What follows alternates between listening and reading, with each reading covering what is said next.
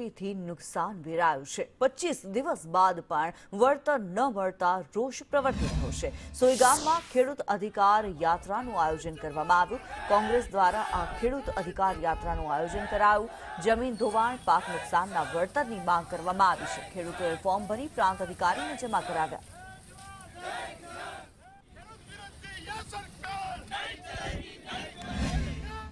મહિનો થઈ ગયો તેમ છતાં પાક નુકસાની આપવામાં નથી આવી, જમીન ધોવા નથી આપવામાં આવી, ઘર વખરી 70% લોકો નથી આપવામાં આવી, પશુઓના મોતને 80% લોકોને સહાય આપવામાં નથી આવી, આરોગ્યમાં દવાનો છંટકાવ હોય કે જીવન જરૂરિયાતની જે કેસ ટોલની અંદર માત્ર 2 જણને જ આપવામાં આવે। આ તમામ મુદ્દાઓને ખાસ કરીને જમીન ધોવાણ અને પાક નુકસાની જે ખેડૂતને 5 વર્ષ પાછો મૂક્યો છે એના વળતર માટે અમે આજે ફોર્મ જે કોંગ્રેસ પાર્ટી ગામડે ગામડે વેચ્યા છે, આજે ફોર્મ લઈને અમે હજારો ફોર્મ આજે પ્રાંત ઓફિસ જમા કરાવવાના છે। સરકાર દ્વારા ખેડૂતોના હિતમાં કોઈ નિર્ણય લેવામાં આવ્યો નથી।